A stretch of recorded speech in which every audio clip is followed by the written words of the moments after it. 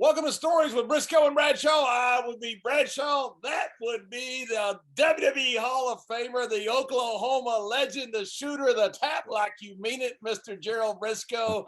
And this, a member of the Samoan Dynasty, a WWE Hall of Famer, member of the BSK, and one of the best guys, Mr. Brisco, and I've ever had the privilege of knowing. He's our good friend, Mr. Rikishi. Peace. Thanks for joining. Thank you, guys. I miss you guys. Thank you for having me on the show. It's been a minute, It has been. Last time I saw you was at the basically the BSK reunion at the Taker retirement. Oh Lord! Oh Lord! Oh Lord!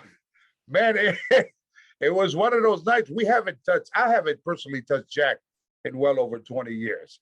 And when I got the call from the office to be able to show up, to celebrate Taker's 30th year, it was a no-brainer for me. First thing I asked was, who's going to be there? And they told me the whole crew of BSK was going to be there.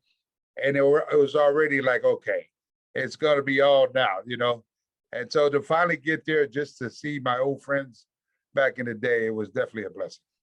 Hey, Vince McMahon asked Tim White the next day, he goes, I heard you went timber. Timber. Better believe I did. Well, we all, much love and respect Tim White, though. OG, but the backstory, Tim never really hung with us back in the day, the BSK crew, but he was always in a lot of our matches as part of the referee. So we love Tim, but that night, we were all at the bar. And of course, when BSK gets together, it's always a bottle of Jack Daniels. And so we got there early before anybody got there to the bar. And we end up, all the BSK members just start trickling in from their flight. And finally, last Taker comes through. Now the party's on now. So we pretty much cleaned out the whole bar. They had no more bottles of Jack for BSK there. So here comes Tim White. We haven't seen Tim White in 20-something years. And so Tim White, BSK, we have a special way of drinking Jack. And Taker used to teach Yoko, bless his heart. They used to grab that shot of Jack and they pour it in there. You don't just drink it. You had to drink it and you had to gargle that sucker and then swallow it. Now, Tim trying to hang with us, JBO, for a good 5-6 hours. The last bottle, we were all about ready to go to our room. We did that gargle. Man, we all grabbed that shot. Boom. Here goes Tim White. Boom. Here goes the gargle. And all of a sudden, we're all just sitting there, and Tim White just tumbled all the way back, took a freaking bump by the bar. Of course, back in the day, the boys never left the boys when we're all partying. That was a no-no. If you all party together, we make sure you get back to the room. So the TV hotel in Orlando, you know how big that damn thing is. We were all in separate different rooms on different floors. So you can imagine us taking each other, dropping Tim White to his room, come back, take Phineas to his room, come back, we were taking Godwin to shit. By the time everybody was down to the room, we were freaking blown up already. It was time for the wake-up call. Then you had to go make sure everybody got up on time. I saw the video from Phineas Godwin. He showed me when everybody was on the ground. So Lord. Phineas takes a bump. Henry Godwin goes to pull him up. Phineas gets all lovey-dovey and wants to hug him. Now they're on the ground. Then Savio's on the ground. It was awesome. Oh, dude. We woke up the next morning to come to TV. We had no idea what the hell we were doing. But coming through security, getting into the building, I'll tell you, Jerry, we were just, no matter how much cologne you got on your suit, we was just reaping Jack Daniels.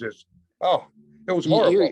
You guys had to get half the production crew drunk from just being around the Roma when you walked in. I know how that is, man. Sometimes you feel so bad, you hit one of those nights like that. Then you got to catch like an early airplane the next morning, and you shower, you put all that crap on, and you go there, and all of a sudden you're sitting in the seat and you start smelling yourself. Mm-hmm. And then here comes a businessman, comes in with a coat, tie on, all proper, getting ready for a hard day's work. he sits down next to you, and first thing he does is kind of look over at you like, what the hell am I sitting next to? Hey, flight attendant, can I move seats? We Right. get more people drunk like that. But man, Kishi, as we were saying earlier, we've been trying to get you on in your schedule that finally allowed you to come on to us. But man, you got such a historic and such a lineage in this business there. You got to be so proud of the Samoan heritage that you have, just like I am the Native American heritage. You guys are some of the greatest athletes that ever stepped in the square circle and ever stepped on the gridiron. And I know when you were a kid, I think you played a little football in high school, and of course, your both of your boys went on to play a little collegiate football too there. So how was what era of family was in the ring when you were in high school sports, and what drove you to professional wrestling? Oh, thank you, Jerry, for that. Our family goes back deep, 75 plus years in this industry. Started all the way from Uncle High Chief Peter Maivia back in the day, and then broke into, Uncle Peter Maivia broke in Uncle Alfred Sika. And Uncle Alfred Sika turned around and they broke me, Yoko, and Sammy, which was head shaker back in the day. And, it's I don't know. I really, people ask all the time, like, why is it so many of you guys in the industry? Well, when you have teachers like, Alpha and Sika, they were very, very hard on us coming into the industry. They never wanted us to break into the business. They wanted us to go play football, go do something else. But when we decided to come to a professional wrestling, which most of us, we all like to throw hands back in the day. In high school, we always got in trouble.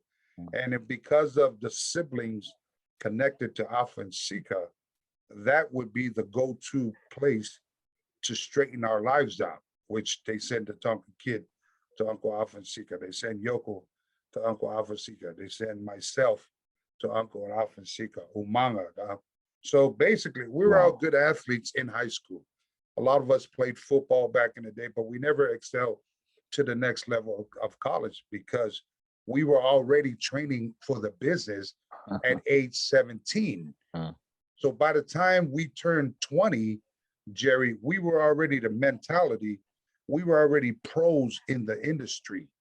We were young. We were like, we were young horses ready to run in this industry. Wow. And back in the day, the promoters, when they see that, we got young talent that are smart, that can work, and they get it. Oh, that's a promoter's dream. Yeah. Exactly. And so we were always, we were molded in a different way with our uncles. They sometimes, they would send us out, like we'd go out to Randy Hills in Memphis or Carlos Colon in Puerto Rico. Well, shit, we get out there, we're like making $30. And after a while, it tested us like, shit, I can't live off of $30. But at the end of the day, it was them teaching us to respect the money, the business that, that you're in, because they wanted to make it as hard as possible for us to quit. So either we learn to respect it and survive and beat the game, or you're just going to quit because it's not for you. Right. Wow. And so it trickles all the way down now, with Roman and the Usos that are there today. So. What a story. You grew up out in San Francisco. Was you a part of getting to watch the Cow Palace days with Alpha and Siki when they were hot out there? Pat Patterson used to tell me some of the funniest stories about the Samoan lineage out there when he would go to get heat. That you guys sat in a section up in the balcony of the Cow Palace section. We sat in the cheap section. But when that heat started, that cheap section couldn't hold you out. You guys were Pat said you guys were jumping over the balcony, charging the ring. He said every night he had to find a Samoan getting out of the damn ring. Well, back in the day, that was a Roy Shire promotion territory. And we were young kids. I mean, when I say young kids, me, Tonga Kid, Yoko, back in the day, I want to say we were maybe 6 years old in the nosebleed. So we used to go watch Uncle Fuji Uncle Alpha and Sika, Pat Patterson, Ray Stevens back in the day, because my father was a security guard in the Cow Palace. And so we'd always, like, every time they come, we would be there. Of course, when our uncles are booked. But here's the thing, Jerry, because not only we seen them in the Cow Palace like that, but when they came to the Bay Area, we always had a Samoan barbecue. We opened up our home. So all the boys on the show, they would come eat at the house. The boys, wherever they can get a free fucking meal, they're going to be there. John, we came along at the free meal and a free shirt. The boys will be there every time. The deal, John. We come along at the wrong time, John. They get that Samoan feast out there, man. Yeah. I'd die for one of those things. And so when that happened, after we all got together, they got to meet the inside of our family. My mother and my aunties, they all they all loved the boys when they came over. They wanted our Samoan culture to make them feel comfortable, make sure they got stuff, because they know that the boys been on the road and they're coming somewhat home here. So we would eat, and then we'd go to the Cow Palace. Now, we used to get time to go in the back locker room. And when you're a little kid and you see all of a sudden this guy that was eating your food at your house, now he's talking shit to your uncle and all that. It's like kind of, we wasn't smart. We was like, wait, what's going on here? And so to be able to see that when those, when the heels came out, versus, Pat Patterson was one of the top heels out there. When he wrestled Uncle Peter Maivia in the Cow Palace, I want to tell you, gentlemen, soon as they see Uncle Peter Maivia hit, he was juiced and wide open, right? You can almost feel all the Polynesians wanting to hit that damn ring, and that's how good, freaking Pat Patterson was back in the day, and he can break bread with you in the afternoon, then break your bones that evening. You want to fight him, want to hug him at the afternoon, sharing bread with him, but you'd want to fight him at night when he was fighting your uncles. Yeah, they would always, smart booking, they would always bring Peter Maivia back to the Cow Palace, bring Uncle Alpha and Sika back. They put Uncle Alpha and Sika, and of course in a tag, put Uncle Peter in a single, and they would, I think that place holds 15,000. So every month you got those guys going up against Pat Patterson or Ray Stevens. Every now and then they'll bring in Andre the Giant. Right. So it was a perfect hub for the Polynesians. That's why when the head shrinkers went, remember back in the day, Jerry and John, when we went back to the Cow Palace, man, I used to freaking hate going back to the Cow Palace, because the company would book us. They knew we would draw because Polynesian demographic. All up, you name it, in Los Angeles, San Diego, anything up in the West Coast, just Polynesian galore. But the thing is, by the time we get back from seeing our family, I get my freaking paycheck. I got like 1,500, 2,000, 3,000 off from the tickets that we're giving out. So I just told office, please don't book me over there in the West Coast no more. That Cow Palace was such a great arena, but it was just a dump, and you had to walk out underneath the people. So when you're a heel there, I'd always do the fake start, because the shit would rain down from the roof. Yep. As soon as they'd see the heel come out, they would throw everything at you. So I'd always do the fake move, stuff would go down. As they go to reload, I'd take off to the ring. And who knows what they're dumping on top of you? Oh my goodness! It was brutal. They're brutal over there, Yeah. Yeah, I was telling John. I've seen some interviews that the family's done about High Chief Peter Maivia. Did you have a lot of interaction with him, your uncle, when you were growing up? John, again, we were young when Uncle Peter Maivia and Uncle Alpha, back in the day when they'd come to the house. Peter Maivia, he actually lived in not too far away from the Cow Palace. And there's this big park there, which, every April, once a year, the Samoan community, Polynesian community, we all come together, and they have, they play cricket. They have all these booths together, and they recognize, certain Polynesians through that year. And so, pretty much, our relationship with Uncle was just that, as a kid, seeing this, this high chief being respected in the community. But when he came to, the Cow Palace, it was like that huge baby face, wrestler. So, that's as far as, what I can remember. it's just being around as, you know, a 6-year-old kid, you know, around all the stuff that, you know, Uncle Alpha and Sika, Peter Maivia did in the community back in the day. Yeah. You know, I got a great story I was telling John a little bit earlier before we got on with you, Kishi. The first time that I was, you know, I came along a little bit after the High Chief Peter Maivia, so I missed him. But Alpha and Siki, you know, they were in their prime when Jack and I were working. My brother and I were working steady. First time I'd ever touched bases with them, we went down to Puerto Rico, down that Bayamon outside arena, you know, 15, 20,000 people. The damn place, of course, is packed because Carlos did a great job promoting down there. We're booked against Alpha and Siki. We didn't have a clue who these guys were, what they looked like, or anything about them. So, you know, baby faces go to the ring first down there. So we're in the ring, you know, and man, the ring is just crowded. All Puerto Ricans coming up to ask for signatures. All of a sudden, we hear this commotion. We look back. The first base dugout is the babyface. Third base dugout is the hill. So here comes out of that third baseman. Man, it's like everybody left the ringside and just rushed to third base line. By the time they got to that third base line, Alpha and Siki had stepped out of that dugout. They did an about face. They were trampling over each other, stampeding over, trying to get back to the baby face side because Alpha and Sika. Jack and I looked out there. At that time, they had those afro hairs, you know, about 3 foot wide on each side of them. Jack and I looked at each other. Here, two little skinny Oklahoma boys, you know, big old boy, Samoan boys come out there. Jack and I looked, what the hell are we going to do? I said, I guess we're going to listen a lot tonight. You know? we did everything they wanted us to do plus, man. But what a great guy to work with, and what great athletes. I mean, you look at the size of those guys, and then you get in the ring with them, and you know, you kind of adjust your speed and your motion, you know, to your opponent a lot of times. Man, we didn't need to make any adjustments at all, except to pick up the tempo a little bit when we were working with those guys. They were some of the best athletes I ever crawled in the ring with, and we had that natural chemistry with each other, and you know, we become brothers just right off the bat. You know, an Island boy and a native boy. We become friends right off the bat. Man, what good people they were.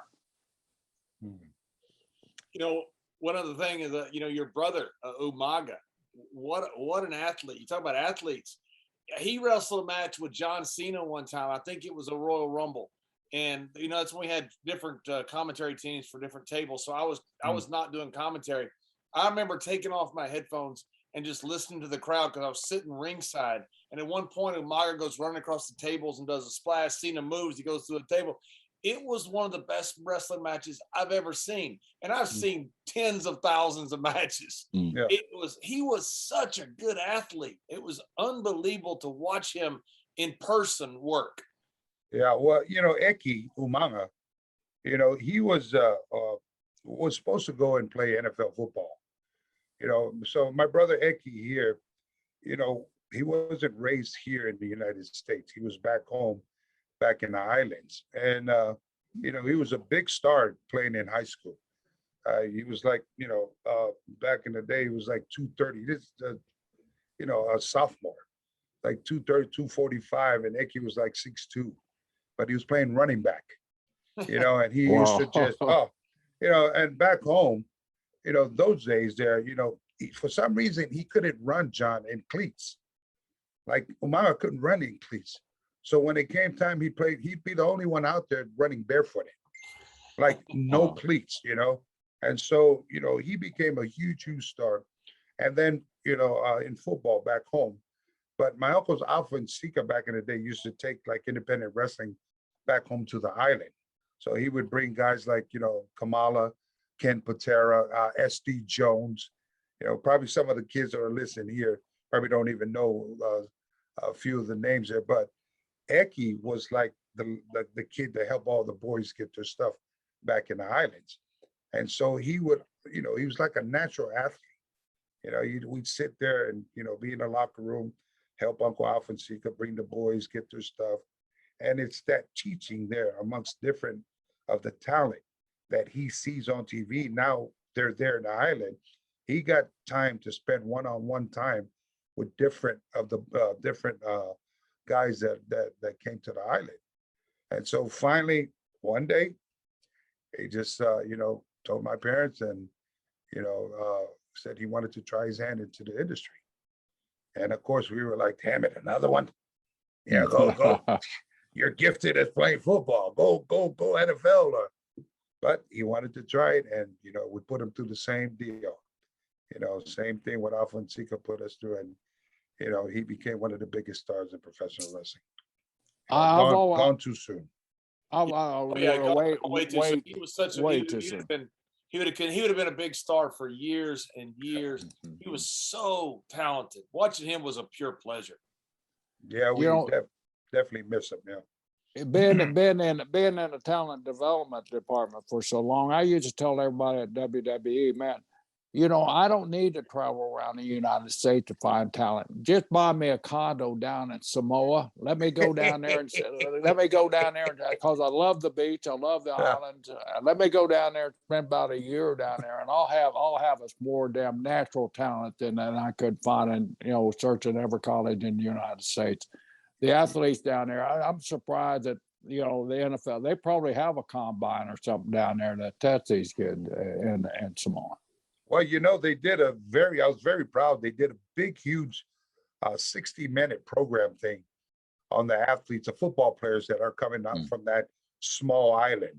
And if you ever get a chance to go back and check that out, it had Troy Polamalu on there. And they talked about, these kids, our culture, John and Jerry, as young kids, the men do all the work as far as cooking and stuff like that. So, our cardio and stuff like that would have go up to the mountains back in the day. We would go get all the stuff like hunt for hogs to be able to cook that, cook the hogs on Sunday morning dinner you got to get up at 4 a.m. to prep all this food, but you get everything on a Saturday.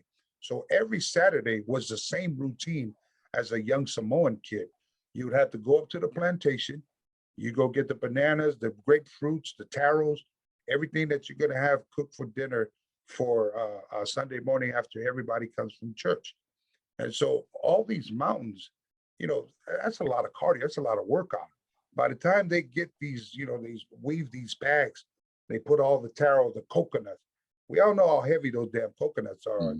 So they'll put them, and you've seen them before, they put them on bags, and that's like our weights. And these young kids at the age of 6, 8 years old, 10 years old on up, they're carrying this sucker all the way back down the mountain. So by the time they come down, and this is consistent, this is the way of life. By the time they get to playing any type of sports, be it football, be it basketball, be it cricket, they're already ready. They're like, as far as being, being in shape, they're ready. All they need to be done is to be able to teach them, how to play the game, what the rules are of the game, because otherwise, it's just full-blown rugby. Soon as you get the ball, you're asked, my job is just, but, nobody smartens them up. They got to be able to learn. And, when 60 Minutes came down and did that, they did a lot of recruiting, a lot of Polynesians from Samoan Islands, the Tongan Islands, where, Haku Barbarian's from. Also out there in Fiji, where Jimmy Snuka is from. So there's, very proud of a lot of Polynesians that come out from the islands. And not only that, the respect they have. I'm friends with Wasel Serebi, who's probably the greatest sevens rugby player of all time from Fiji. Fiji has by far their gold medalist last year in the Olympics in sevens, best sevens team in the world. So I run a program, using rugby to help at-risk kids. And in Bermuda, we brought over the team that was the Islanders from the United States to play Saracens, which is the best rugby club in the world. So you've got these great athletes. When the game is over, everybody was out drinking beer, watching the guys play rugby. We look out there, and the Islanders, as the team name was, is out there picking up the trash from the stands. And I told my kids, I said, look at that. That's some of the best rugby players in the world. And we've got maintenance to pick all this up, but they wouldn't leave until the field was clean. It was one of the coolest things I've ever seen. Of course, we all went down there and helped them with it, but it's such a respectful, wonderful culture. Well, it's the culture of, what we call kumama. Kumama means wherever you go and anywhere. They don't care what type of celebrity status, or even if you're not a celebrity. You know, when we come to different places, we're learned to clean up the mess that we made, or maybe the mess that we didn't make. It's just in us all the time because it's that work ethic that's instilled to us as young kids, young Polynesian kids. You know, the worst thing that they did back home now, uh, guys, is they open up freaking fast food restaurants.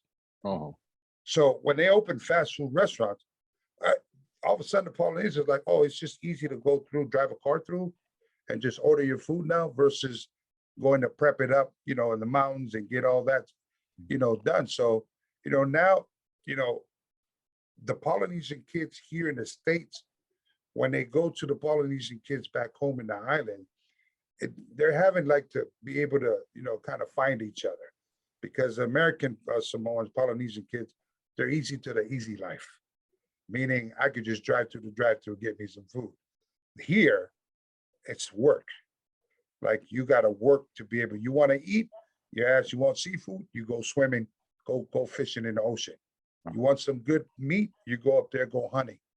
But here in the United States, you know, when they come from the States, it's like that. They're so used to, you know, not understanding, knowing what their culture is, and that's why I always preach a lot to the kids here in the States.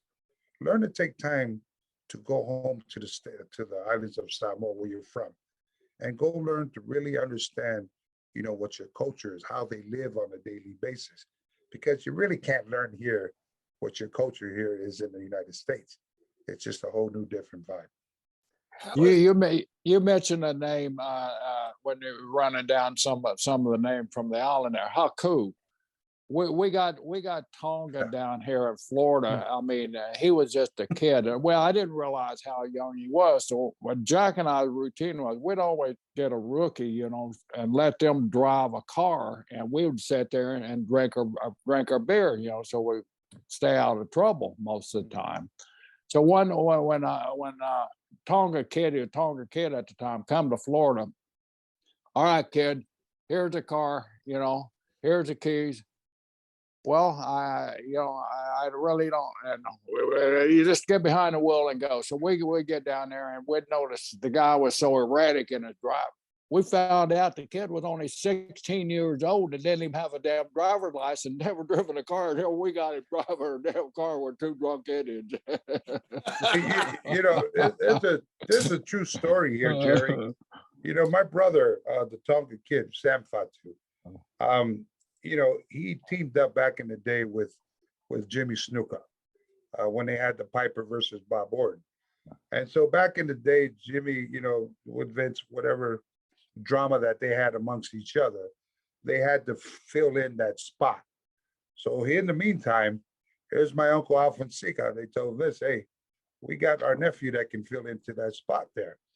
And so, you know, they throw Tonga Kid into the match, and next you know, they're going all around Philadelphia, Boston, you know, Boston Garden, came back to the Madison Square Garden, and you know, he was the youngest one professional wrestler to ever sell out the Madison Square Garden, and so those are one of my proud stories that I tell about my young. He's younger than me, you know. It's Rikishi, his Tonga Kid, then his Umaga. Right. Wow. So there's the three brothers from my uncle's Alpha and Sika's, you know, our mother is Uncle and Alpha and Sika's sister, older sister. And so the Tonga Kid, now he broke in before me. So I come there, you know, your younger brother trying to show off to you. You know, he comes in, he goes back in the back and he gets a draw from Arnie Skolin. Arnie gives him $5,000. The young kid, 17 freaking, however, whatever, you know, he was like 17 years old. So I'm watching this.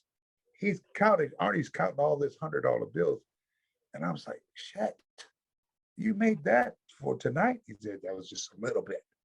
And in my mind, I was like, okay, keep in mind, I was just training. I haven't broken the business there with Uncle. And then I was like, okay, so we're getting ready to go to the next town, to Boston Garden that night. I'll tell you something, gentlemen, that probably you don't know, but my brother can't read or can't write. right? But he was so over with Jimmy Snuka back in the day, like his angle, he would have fans. He would tell fans they'd give you some tickets. You want to, go with me on the road? We're going to Boston, Massachusetts. We would follow all these fans, these different fans, to the arena where he's got to work. Because they had those, you remember those big maps back in the day? Yeah. Right. We don't even see those damn atlas maps anymore, Yeah. right? I don't think anybody can read them today. Yeah, right. I don't need. Everybody had one in the back pocket there, your back seat there. You just reach back there. Where Right. am I? That was like the old school, you had a cooler full of GPS. Yeah. you had a cooler full of beer and you had those big atlas maps. Yeah, But- that's right. So And, we would go, and an OAG for us later guys. yeah, right. Yeah. Everybody had the OAG. Hey, Yeah. and so that was one of the stories that I like to tell about my brother back in the day, Yeah. being so young. But he was that exactly, Yeah. Jerry, what you're saying. He would be the guy to jump in and he would drive us all over the place. Like, you're paying your dues, go get the suitcase out the back of the trunk, back the trunk up, blah, blah, blah. But he became a good worker with him and Haku Yeah. as the Islanders with Bobby Heenan. They were one of the best tag teams. I used to love watching them work against the Hart Foundation back in the day. I know it's family, but you had to have favorites, of your family growing up in the ring, who you enjoyed and who you kind of wanted to be like, and or did you just take a little bit from everybody, or how did you structure yours? Because you had so much diversity in your family to pick from. Well, body wise, I've always wanted to be like Jimmy Snuka. Of course, that never happened. Jimmy Snuka. We all did, brother. I did. For some reason, like, I tried as a young kid, and my genes just didn't agree with me, whatever the case. And so, that with Jimmy Snuka, with Uncle Alfonseca was, for me, was like the respect level towards people, towards them in the industry. It seemed like to me, Jerry and John, like, every time somebody met Uncle Alfonseca, it's like they feared them. They judged the book already by its cover before really getting to know them, like in the ring. Like, they look like that, like they rip your freaking head off. They scared the hell out of me. I mean, the truthful, I'm a young kid and I'm looking across that ring in Puerto Rico, man. I see these two monsters out there. They're like aliens, holy shit. I know what I can do, but I don't think I can do it against those guys. I started having self-doubt, And finally, when you do get in the ring with them, they were my uncles. So I was like scared of them, my mom gave them the green light to fuck me up if I didn't listen. You know what I mean? And when we got into training, I made one false move, just me being green. I made one false statement to my uncle Sika, like, this stuff is fake.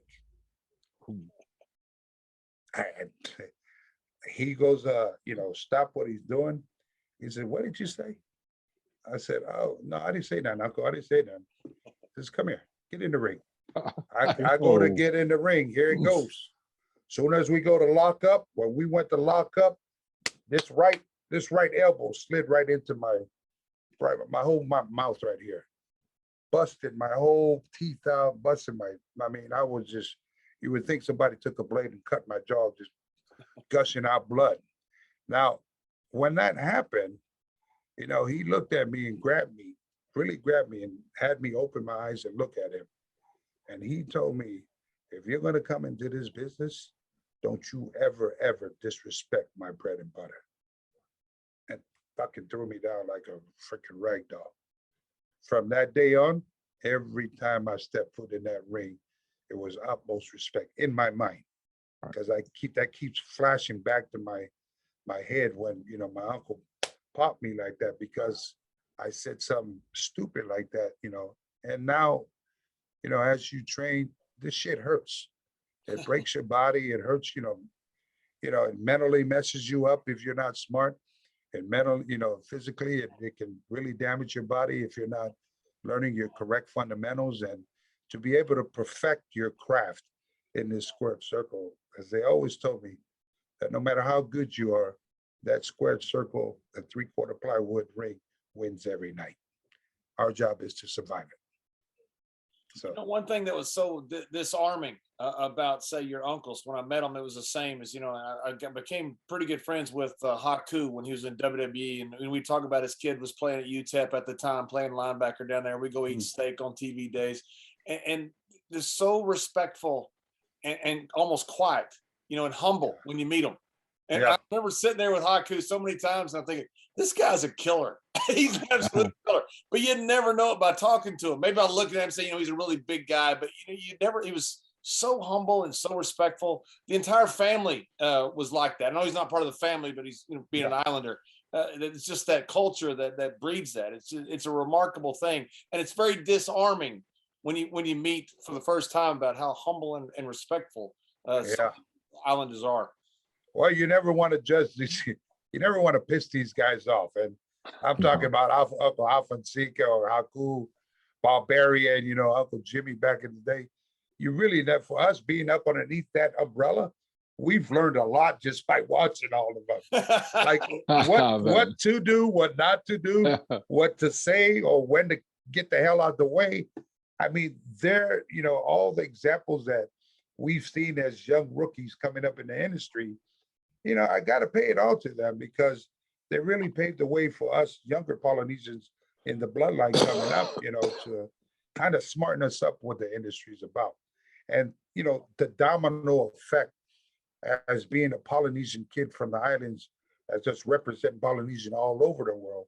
Like, they teach us look beyond professional wrestling, because professional wrestling is going to be your platform to be able to domino effect into personal lives of the kids that are coming up in Polynesian today. So, it's been a blessing for us to still have our uncles around.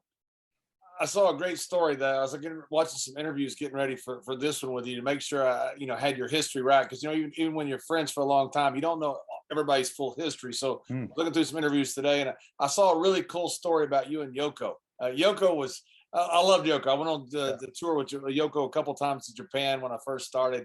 He was always so nice to me, but he helped you out in a big way when you needed it with heat in your house and didn't have any money. Tell a story. That's a really cool story. Well, again, so back in the day, Yoko was, won the championship belt back in the day. So Yoko was the guy, and me and Sammy, we were like, mid-carders back in the day. And of course, we won the belts. And I'm thinking, okay, we got the belts. We're going to make some real good money now, right? And so what happened was I dipped most of my savings, and I just signed a contract with WWE. So I dipped most of my savings. I said, damn it, I'm going to buy me a house for my kids. Make sure we're going to start off with that. So when I bought this freaking house here, no matter than, I don't know, a couple of weeks, we were on the road. And I got a call from my family, like, Cepho and my twins, we were young back in the day. And this house had no heat in there, and it was freaking freezing back in Pensacola, Florida.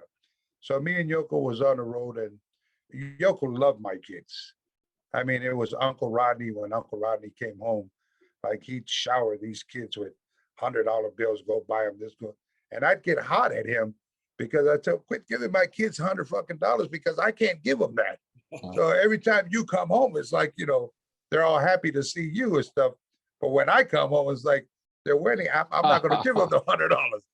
And so he would pull out, when he found that out, John, we were riding on a highway, and, the following morning I was coming home, and, he said, what's wrong? I said, man, my freaking heat went out in the house. It's freaking cold. I got to figure something. He could feel that I was stressing. Where can I make a loan, or how am I going to fix it? He popped open his checkbook, man. He signed it, didn't even put a number on there, and he just gave it to me. Wow. He says, go home and fix the heat for your family, and, take care of my, my sister and my nieces, my nephews and stuff. So, but that was just a little inside piece how Yoko was. That's just one person he was generous to. Like, he would even be like that to the boys. If we all go out to eat together, the bill would come sometimes $800. maybe 400 was Yoko, because Yoko, he put it away back in the day. But we'd be 800 before we get to grab our bill.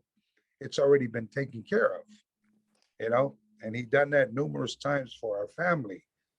Those that didn't have it so good in life. He would just secretly in silence reach out and just would take care of that what needs to be taken care of. So he was just a good-hearted person. He just loved people, loved to help people. And Rodney was that type of person. In the locker room. Oh yeah, He's the giant.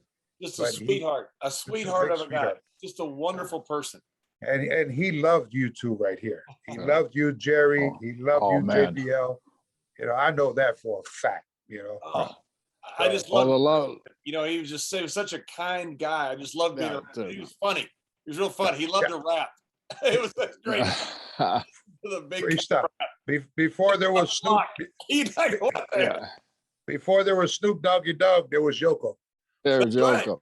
That's right. And Yoko was such a leader in the dressing room too. I think a lot of that's missing in our history of our business, because he was a leader, and he was a huge guy. But not only was he a huge guy, but he was kind of the Undertaker before Undertaker became Undertaker. He was the guy that the guys would go to ask for advice and ask for, how do I do this? And Yoko was always there to help a brother out and to help a complete stranger out.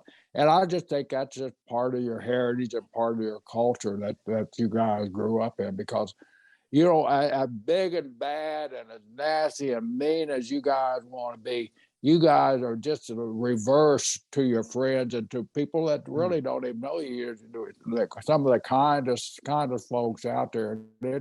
It runs through that blood, brother, that you got there. And that's the reason I think John and I both are so proud, just to be associated with you guys and say, man, I knew him. I went up and down the road with him. I've had some fun with that guy. And they go, man, well, what are they like? I mean, I went to dinner with some friends last night. I told them we had you lined up. Oh, man, I love him, and, you still, I mean, after all these years, the family still brings a smile to everybody's face, and that fear to everybody's face. Yoko was the Andre chair, in the bus. You had Andre, and then you had Yoko was next. And it wasn't just a matter of size. It was that was part of it. But he got that middle seat in the back, that didn't have any seats in front of it. But it was respect. It was a respect that the boys had for Yoko, same as they had for Andre, then they had for Taker. He always got that middle chair in the back because it was a matter of respect that you were showing respect to a guy. He never had to ask for it, because guys with real respect don't have to ask for stuff. They just get it because of who they are. And that's how Yoko was. Well, Yoko, we all know sometimes when you have a guy that's in that top spot, sometimes they can become assholes. I mean, the truth be told. But when Yoko was in that spot, when he was the one that was, in front of the line back in the day, he never switched up. He never let that, affect his relationship with the locker room. All of us is in there. You can never tell that he let that get to his head. He understood what his role was. And at the same time, he shared everything, meaning his knowledge, being his wealth, if somebody needed help financial wise. But he was such a good, positive leader back in the days that you couldn't help but love this guy. Yeah. And if you didn't know Rodney, then you really didn't know who he was. You didn't take time to understand who this big giant with a humble heart. And then when you have guys like Taker, back in the day when Taker worked with Rodney, when they did that whole loop together. Yeah. Now you got two guys at the top right there that was leading our whole crew back in the day. You couldn't help but learn. You couldn't help but, it was a fun time for all of us to be on the road, to even be considered to be on that roster was a fun time for everybody, because not only you were making money, but at the same time, you were learning what was going on, how you're supposed to be. Because every day, we believe, every day that you're in this industry, it's always a learning process. because of the time of the change, how things, move forward back in the day. So it's just, I'm very blessed to be amongst you guys, this crew here back in the day, because it really, really, for me and my family, helped us out a lot. Yeah, you look back at Taker's ascension to that spot that he earned and deserved, as the leader. You can see so much resemblance of things that he picked up from Yoko and during their course of just Taker getting his feet wet, so to say, and you could see that in Taker. And I think you can still see a lot of that leadership in there today, the kindness that this guy has, the respect. Yeah. It goes back to Yoko. And every locker room, since the mid 60s, always had somebody like that you could look up to, that you could go and get advice from. But those two guys there, starting with Yoko and Andre, but definitely throw Andre in there, because Andre earned all that respect too. But in modern time that we were constantly on the road with Yoki and Taker. Those guys, man, oh man, they were so similar in their leadership, and you too. I mean, you were a stand-up guy in the locker room too. The guys really respected, and that's what I always respect. I enjoyed working with you. I enjoyed, helping you guys with your finishes and all that stuff. We had a great crew that really worked together. That there wasn't a lot of egos. I mean, we all had our egos, but we kept them in check in that locker room area and in that arena. And I think that's the reason we clicked and became so good. I want to say this to John. When I found out I was coming onto this show here, back in the day, I don't know if John remembers, this was way back when JBL was first came in with the cowboy guy. I think you were with Barry. Dutch Mantel. Yeah. So this is where I first started learning that 360 bump. Remember, John? Yeah. So we go out now. This is John's first TV, I believe it was. That's right. Yeah. And then we'll say, we're going to put this guy over, blah, blah, blah. So I'm looking at John. Fucking John was jacked up, man. I said, what's the clothesline? I said, I got you. So in the meantime, I just learned how to do this freaking 360, right? I think the match was like 30 seconds. They wanted him 1 minute or 30 seconds. Man, when John came and we went in there and had that match, Jerry, I already knew to my mind what I was going to do to him. I said, you're going to throw that clothesline, and I wanted to do that 360 for you. And in my mind, John, I was hoping that I landed right for you. And when I pretty much, Jerry, I had no choice but to go over, right? When John threw that lariat and I hit that 360, for me, I was like, damn it, hell yeah. Because to me, I wanted to deliver that move for you, right. Especially when I was practicing, right?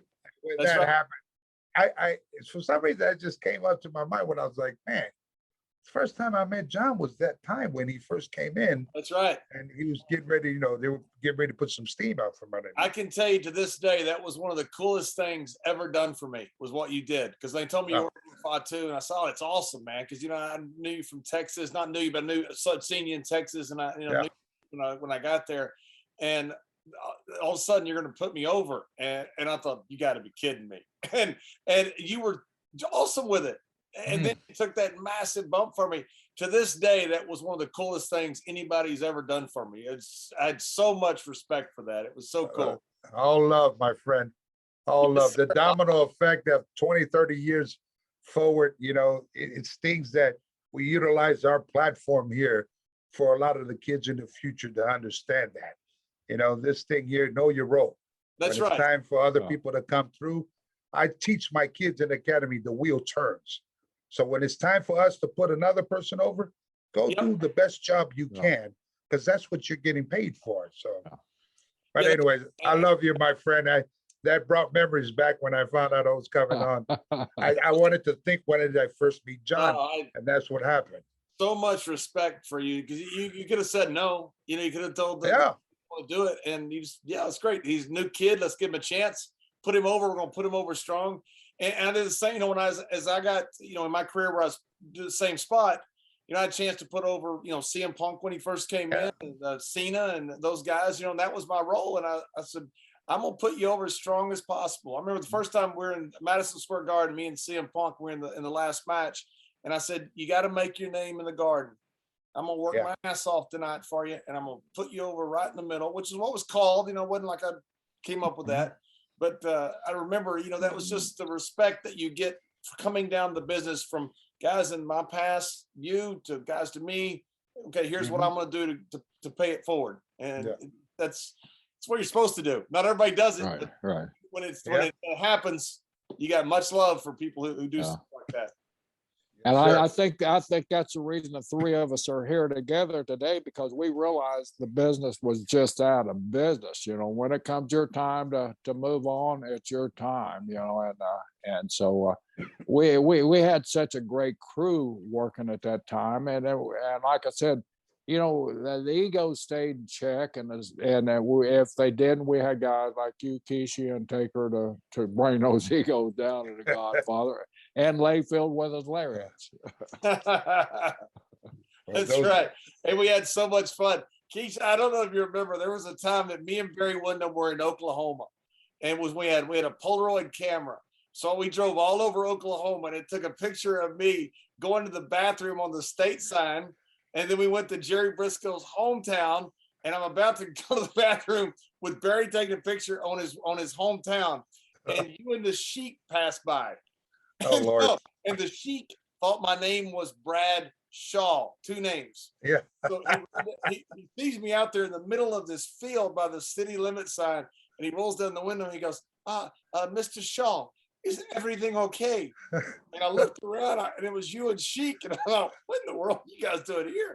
I said, well, yes, Mr. Sheik, I was just going to the bathroom on Mr. Briscoe's hometown. He goes, excellent, Brad. You're such a fine young man. And you guys do them all. Damn, Keisha, here you are, a brother with me, brother of the bloodline. Did you see this guy taking a whiz on my hometown stage sign? And you know, you didn't give him a sink face. I'm disappointed. I was staying in my lane, Jerry. I was staying in my lane. I knew my role. Know your role, sucker. You should put those pictures up in catering the next day, and I couldn't wait for Jerry to see them. And I'm sitting there waiting for him to walk in and see him, because I know he's going to stretch me. You know he's going to be mad. You know, like he always is. I didn't need to. I called in reinforcements. I look in, and freaking Jack Briscoe and Danny Hodge walk in. And I'm like, oh my, no. Of all people. You know, Jerry, only John does stuff like that. I know. You know, back in the day, John would go over and beyond to rip people back in it. So help me, if you got on JBL's bad side, forget it. You're in trouble, man. So much fun. Yeah, man. I definitely miss you guys, man.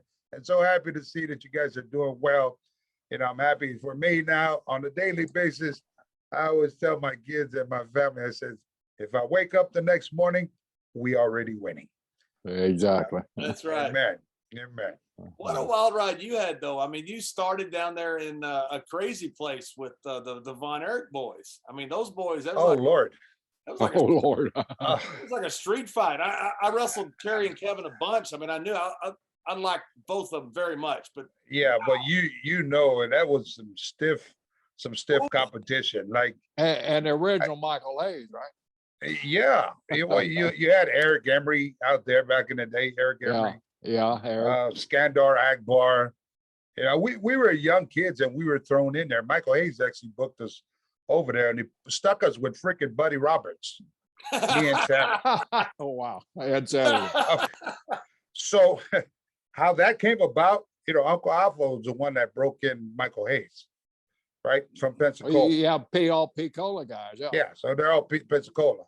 So that's how that happened, where Uncle Alpha sent us to Texas when Michael Hayes was in charge back in the day. So he said, I'm going to send my nephew and my son, and I want you to keep an eye on these boys here. We were like 18, 19. Telling Michael Hayes to keep his eyes on teenager is not a good advice. That's like Blackjack Mulligan when he sent Barry Wendell down here to Florida. He come to Jack and I said, I want you to take care of my son. He's 18 years old and he's just starting in the business. We look, Yeah, man, we'll take care of him. All right. yeah. We was already corrupted. That started in Dallas, Texas, John. Once we were hooked up and Michael stuck Buddy Roberts with us, then you had Gordy out there with PSAs. Man, so you have these two young kids and we're traveling with the Freebirds. The rest is history. Yeah. And so they would always tell us. You can remember. Yeah, they would always tell us. I said, they would book us against the Von Erichs. You got Kerry and then you got Kevin, right? Those one, Kevin just, man, if he throws something at you, it's coming. It landed. And then you're working with these guys here and you see them most of the time, they're in La La Land, back in the day. So we're like, okay, we're young, so you hit me, I'm gonna fuck you up too. That was our mentality for us to survive, because we would call our uncles and say, damn, these guys are not wrestling us. We feel like we're getting beat up. And so my uncle says, well, you know what a receipt is? I says, yeah, and to give him a receipt. So we would go every time Michael was like ribbing us, would always book us with these guys. And when we book it, it's like every night we're just fighting. Boom, boom. We would come back, we got a big knot on our forehead, potato in the back here. After a while, I said, okay, this thing here is starting not to be fun anymore, And so it just ended up that, after a while, we kind of just got used to working with these cats.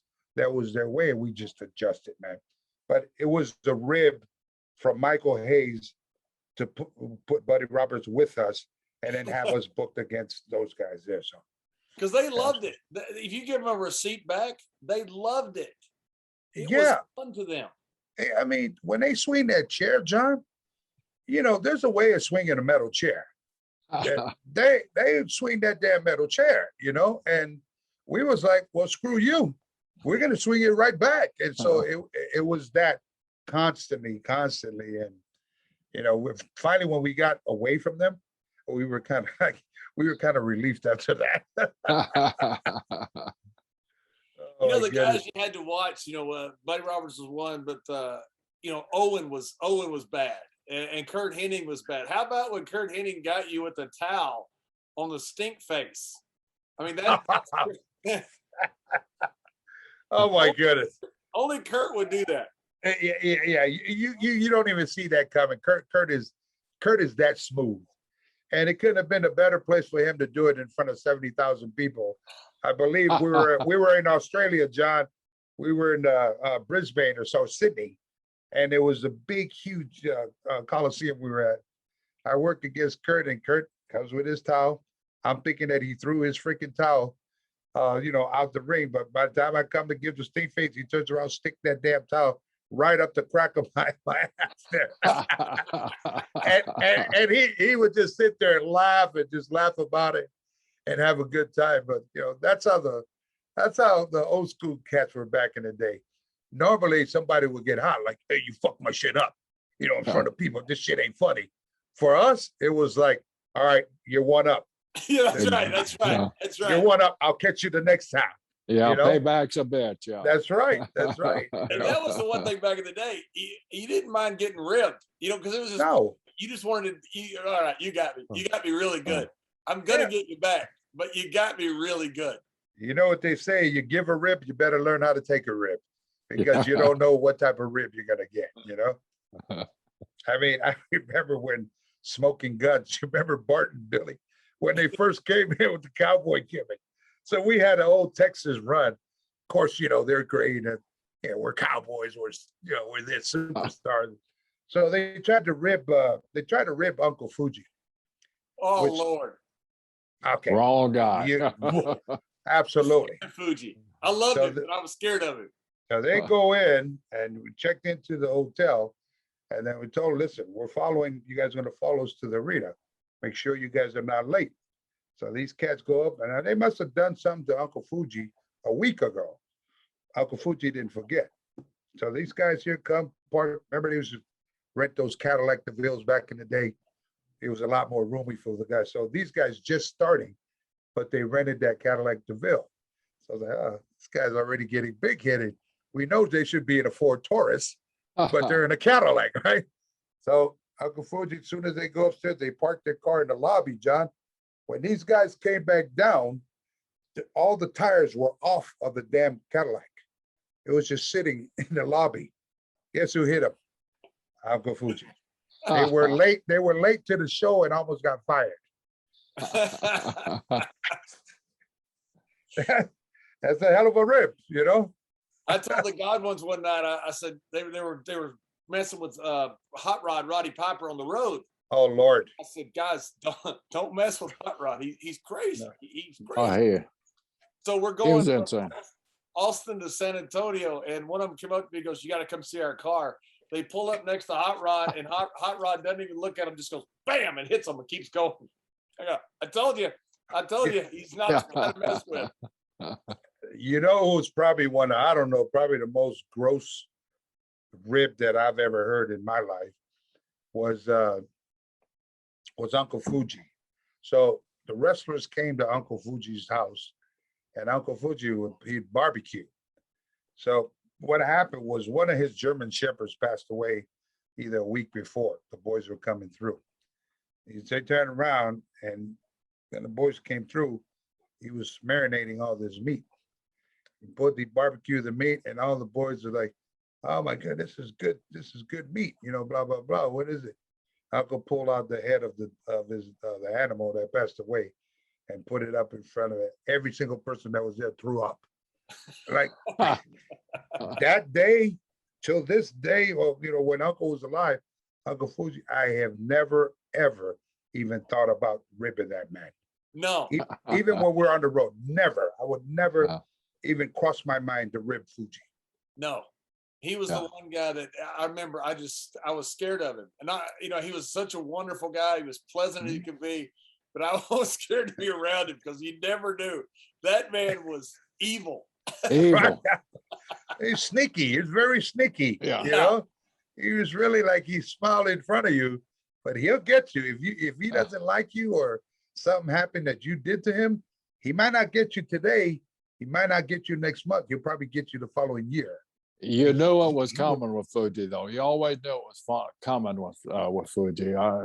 King Curtis and Mark Lewin and Fuji, they were all in Australia. My first year in the business, I got a trip to Australia, and so we went over to Singapore. Back in those days, and I could say this now because we're more open and everything, and I was a part of it. But you could buy Hershey bar sizes of hash, hard hash.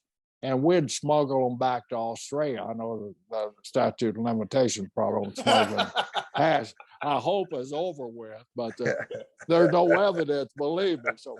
So Lewin and Curtis didn't trust each other with the cookies, so they had Uncle Harry hold the cookie for them. Well, every week, after we'd finished with TV, we always had like a Perth or like from Sydney, like a 7-hour flight to so they'd break off a little piece of that cookie and eat the cookie. So each week they noticed that cookie getting smaller and smaller and smaller, and Fuji was supposed to be off the stuff at the time, per Barnett. So one night they were there, so they called me to the room. We can't trust Fuji anymore. We're going to give it to you, Brisco. So I said, what? I didn't even know what a cookie was, or what it was made of. That's how naive I was at the time, and so I was dating this little Australian girl, and I told her about this magic that I had. Of course, she wanted to try it, so of course I wanted to stay with her. It warned me, man, this stuff is the best I ever had. I didn't know it was that damn mescaline stuff, that like peyote, that trip your mind out. But then Lewin and Curtis come to me, and I had like a little square left of that damn. Good damn, Brisco, what happened to it? We are better off with Fuji having the damn thing. And the next week, Fuji come up to me, and he gave me a Hershey bar. And I noticed something funny about it, but it was real funny. So I got to thank you, Fuji. And so Lewin pulls me over. He said, "Kid, don't take that." He said, I know why. I've been your cookie. He said it's excellent. Fuji spent all week making that thing because you ate all the damn cooking. So I pretended in front of Fuji that I was eating it, and then I'd have to go. Of course, it's a big laugh and everything. And for years and years, he ribbed me about eating his cookie that I never ate. Guys that don't know back in the day, when you have a rib, you'd always say, we need to call Fuji investigations. Yeah. And that meant no one's going to look into it. Right? Yeah, exactly. That was the best.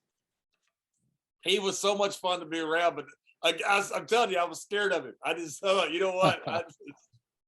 I'm scared to leave my bag here. I'm scared to leave my boots here. I don't know what's going to happen. I'm a young guy, and I'm around Mr. Fuji. And he could strike you in any type of rib. He could strike you. That was the OG and Uncle Fuji, man. He'd smile in your face, but he's already plotting. He's already plotting. He's like, I'm going to get you sooner or later before you even know it. So tell us a little bit about your school, your academy that you have going, and how's it going? Oh, well, we're doing good. It's here in Los Angeles. We've been open now for well over 12 years, Jerry. Wow. In Los Angeles, in Knox Pro Academy. It's KNOKXPRO.com. So, we've been doing good. For most of my time, for some reason, like I just, I couldn't, get away from the industry, meaning that, my uncles opened up a school back in Florida.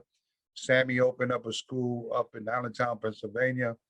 And we needed a Samoan Dynasty school out towards this way in the West Coast. So I guess, the teachings of what's passed down to us is like, it's important for us to have these kids, be able to understand the ins and outs of the squared circle. A lot of kids, when they come to us, I like to call them PlayStation wrestlers. That's because they all come through, Jerry, John. They have no idea. Like, they're already talking about spots. I can do this spot here, I think, blah, blah, blah, or talking about their gimmick. It's like, how about you learn how to work first? How about you learn fundamentals of what it is to be a pro wrestler, what comes with it? So, majority of my time, we have classes on Wednesdays and Thursdays from 6 to 9 p.m. It's like 3 hours a night. And then on Sundays, we do an open ring on 10 a.m. to 1. So, I have them repeat what they've learned on the Wednesday and Thursday. And when they come into the open ring, I look forward for them to incorporate what they've learned, trained on those days, to be able to, to perfect their craft. So, we do everything from, everything that has to do with the industry, from learning how to talk, cutting promos, your ring awareness, you're learning how to feel a person. Like, how do you work with a person when they don't speak English? It's very, very difficult. For us, what worked for us back in the day, what we were taught, is we'd feel a person out. As soon as I lock up with a person, if I feel them that they're snug, okay, I kind of got that. If I go to lock up with him and tell him, throw me in a headlock, we set him off and he comes back, give me a tackle. If he runs through my shoulder, now I know what type of worker he is, meaning he doesn't have controlled movement. So this type of guy, so everything, when we're working with these type of people, with students, we give them the certain techniques, what was taught to us. Like we were learned, we were taught to look at your stepping, your footing. I don't know you, but I'm trying to find you as soon as we get in the ring. Like how you said, when you got it with Alfonseca, you never even, work with them. But those little techniques, we take what you guys have used back in the day and we incorporate it with the kids today because we feel it's important for them to know. That's a great point because I worked in Japan a lot like you guys did too. And you're working with guys who don't speak any English. And you go over the finish, but you still have to go sometimes 20, 30 minutes with these guys. It's hard to explain to people, how do you work with a guy who you can't really communicate with? But you do, it's feel. It's just all feel. It's it's crazy to try to explain it to a layperson. How are you working with this person? Because it's so hard to explain without having been in the ring with somebody like that and understand what that feel means. But it really is a feel thing when you have somebody that doesn't speak the same language. Mhm. It's tough. You know, And your style is completely different too. I mean, from an Asian style to a United States style, and you go over there, and then you got that language barrier. You just got to feel it. You know, I used to talk to my brother and Dory Funk Jr. all the time, but when they were world champion, they would travel night to night. You know, and they one night they'd be in Tampa, Florida, taking on the best. The next night they'd be in San Francisco taking on a Pat Patterson or a Ray Stevens. They'd never seen these guys before, but they had to go out and they would adjust to them. At least they could speak the same language, but Dory and Jack always told me, I could lock up with a guy and knew how far I could go with a guy, you know, just by the lockup. And it's that old school feel that all three of us come up with that's so important in today's business. You know, is it feeling a guy and then checking the ego, you know. Yeah. And I'm sure you go over that a lot. Yeah, well, I mean, you know, for us, when we're doing the field thing with them, we're trying to find them, and it's also like you got to be well aware to be able to protect yourself because you don't know what this guy can. He throw a punch? Is he able to pull that punch, or does his punch go all the way through? So you know, it only takes 30 seconds for you to end your career. Yeah. Meaning, if this guy comes from behind and punch you from behind, hits you in the wrong spot in your vertebrae, you're done, right? So why would I let him hit me first? I would probably do a spot just so I can see his punch, see if he's able to pull it, or you know how does he throw his punch, and then I'll be able to call another spot which I feel is safe, you know, because you know we know that accidents happen in our industry. No matter how good of a pro you are, you can get in there and you can have an off night and something happens, and God forbid that off night help put you on the shelf, meaning your career is done. You're unable to walk, your vertebrae is gone, whatever the case it may be. But so we highly teach, you know, safety, highly teach perfecting your craft. Don't do the things that you don't know how to do. You need to practice first to perfect that before you're able to do that to somebody else's body. Because if I'm giving you my body, your ass go to pick me up and slam me, you better know how to pick me up upside down. Because if you don't know how to pick me upside down and I fall on my dome, now the domino effect, you hurt me, you hurt my family, you hurt my kids, you hurt my food on the table. I mean, the domino effect of that, of the decision that you make. So you better make sure you have it right. And you're hurting the business on top of it. So Yeah. You know, Keith, one of the old school guys when I saw come in was your two boys, the Usos. Yeah. I called most of their first matches on the pre-show. And you know, a lot of times they booked those pre-shows. There wasn't a storyline. There wasn't an angle. They said, what are we going to do with the pre-show? They need like 20, 25 minutes. Okay, let's get so-and-so out there and put so-and-so with them. And there was no, you know, just people were filing in. I'd watch those two kids go out there with no angle, no storyline, and really nobody knew them that well. They knew they were your sons, but they didn't really know the Usos. They, every single time, tore the house down. And I'd come back from the pay-per-view and I would always ask, because a lot of guys didn't watch the pre-show. I said, did you guys see the pre-show? You have any idea how good these two kids are? They stole the show I've never been so proud to see two guys who were so respectful and such good workers. I knew that once I got with Roman, this is going to be huge. That's one of the best tag teams I've ever seen. And I seriously mean that, ever. They were so good to go out there and perform. You know, so many guys would go out there for that pre-show and they just kind of put a match together. They'd go out there and feel the crowd. And I'd be sitting there calling the match, and I know nobody hardly in the back's watching it because they're getting ready for the pay-per-view.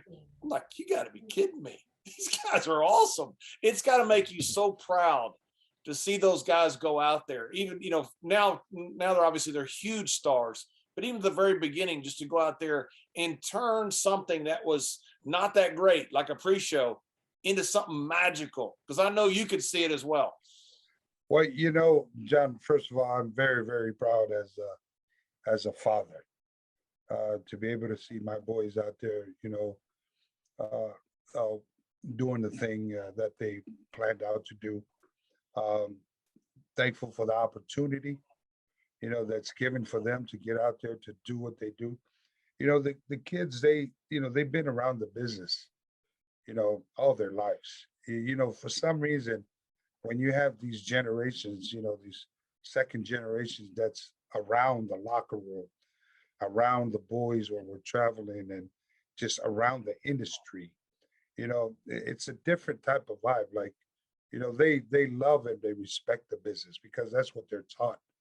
Otherwise, you would have never been in there, and to be able to, a lot of times they get frustrated, we're always the pre-show, Dad. We're always the pre-show.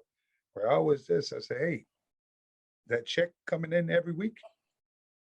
See, I kind of make them come back to where realize what it is. Is that check coming in every week? Yeah, the check's coming.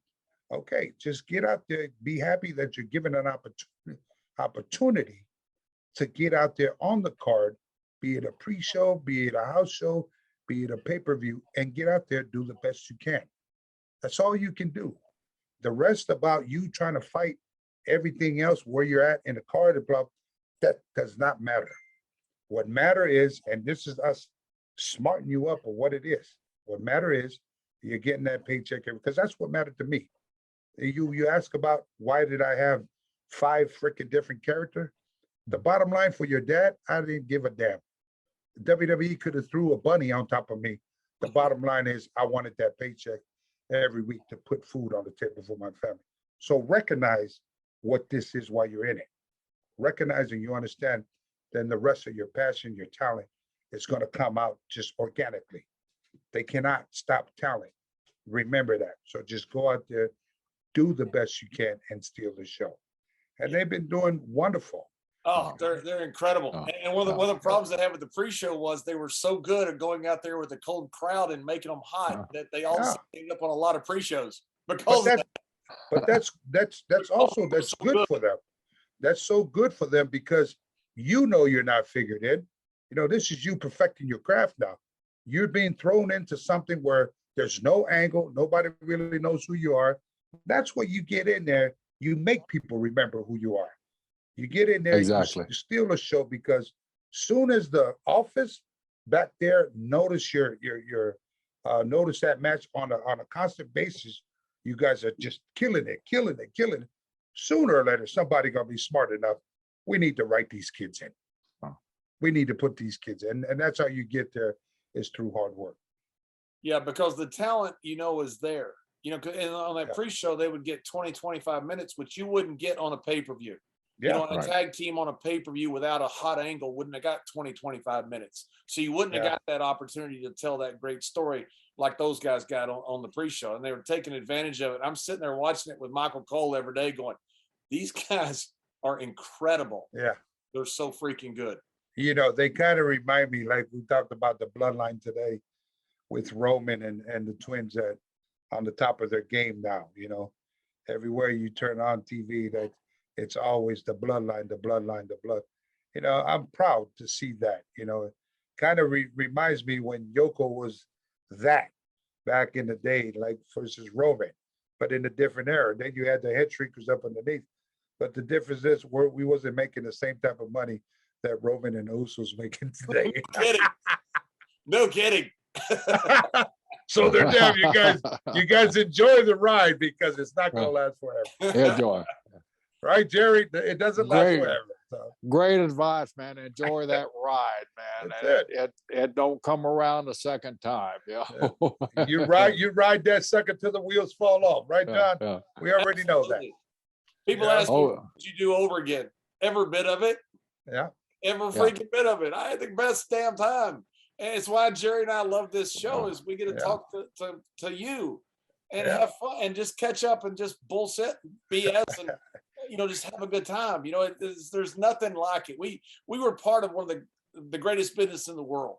Yeah. And we got to entertain fans. I mean, you talk about going to Australia, we're out there in front of 70,000 people, man. Yeah. And get a towel stuck in between your butt cheeks. And I got paid for it. And plus get a 10K check on your return or more. And that right? That's right. So we have the best job in the world, no complaints. Yeah. Yeah. Yeah, not even close. And we made it through. We're That's here. it. That's the important thing. We made it through. John and I just, during the pandemic, we were both bored and we're both kind of doing these goofy things on our own, just telling road stories and laughing at each other. And, after a while, you run out of individual stuff. So John called me and he said, "Hey, man, let's do something together." We both have a lot of road stories, a lot of friends we can get a hold of. And sounds like fun. So we just, we started this thing just to have a good time, just so we could talk to guys like Rikishi. And we had Eric Bischoff on last night or that last week. We've had Michael Hayes, and we had Devon Eric on. Great. We've had so many guys on, and we just sit here and laugh and tell good stories. And I think, people enjoy hearing the fun side of our business too, because there's so much negative bullshit out there nowadays. And it's good to come in and hear Rikishi laugh and see the pride that you have. But most of all, the respect for the business that every one of our guests has had on. Our business is a wonderful thing, and it can be a miserable life too if you let it be. But we all were smart. We made the right friends and went down the road, and we laughed a lot. We had a good time, and we called minimal harm. I won't say we call it any harm, but we call it minimal harm. But Kishi, I mean, it's such a pleasure when we started talking about you coming on with, wow, this will be a fun one. Yeah. So thank you. Thank you for having me. Yeah, Kishi, thank you. When I came in, I think I'm only about a year or two, maybe a year at the most, younger than you, but I'm younger in the business. And you were always so cool to me. We became good friends, and I just so much love and respect to you, my brother. And I'm always, whenever I see you, I just smile. And when your kids came in, I love those two kids. I'm so happy for their success. I'm so happy for everything that the family's done. It's so cool, and it's so great to see you. And when we got on, we first, we made it through. We made it through.